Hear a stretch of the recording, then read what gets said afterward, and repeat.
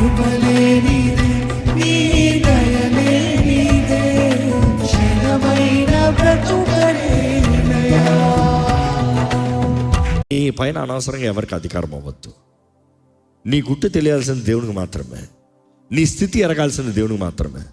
దేవుని దగ్గర చెప్పుకో, బాగు చేస్తాడు. మనుషుల దగ్గర చెప్పొద్దు, ఏమి చేయలేరు.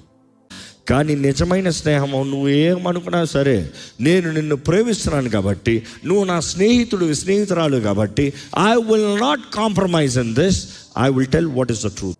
కంటి పాపలాగా నిన్ను కాస్తా, నా కంటి పాపలా. నిన్ను ముట్టినోడు నన్ను ముట్టినట్టు అంతగా ప్రేమిస్తున్నాడు. ఈ లోకంలో ఉన్న మనుషులు ఏం చేయరు, పొల్ల కూడా కదపరు నీ కొరకు, పెద్ద డైలాగులు కొడతారు. కానీ నీ కొరకు అన్నీ చేసి ముగించినాడు, ఎంత ప్రేమిస్తున్నాడో చూపించాడు.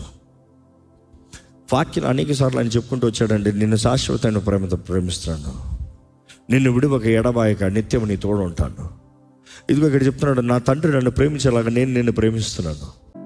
నువ్వు ఆయన ఎందుకు నిలిచి ఉండి ఆయన ఎందుకు ఫలిస్తాను నువ్వు ఆశపడినట్లయితే, నిన్ను కత్తిరించిన దేవుడు ఇదిగో కత్తిరించా ఎదుగుతానికి, ఫలిస్తానికి.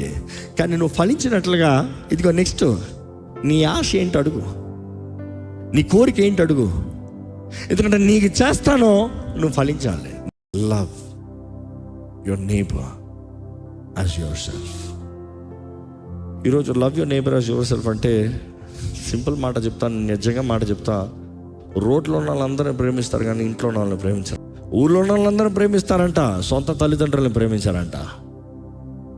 దేవుడు నీకు ఇచ్చిన వారి గురించి నువ్వు లెక్క చెప్పాలి, జాగ్రత్త. ప్రేమ శాశ్వత కాలం ఉంటుంది. ప్రేమ శ్రేష్టమైనది, మూడు తగినట్టుగా మారేది కాదు. అందుకని దేవుడు శాశ్వతమైన ప్రేమతో ప్రేమిస్తాడు అన్న మాట చెప్తున్నావు.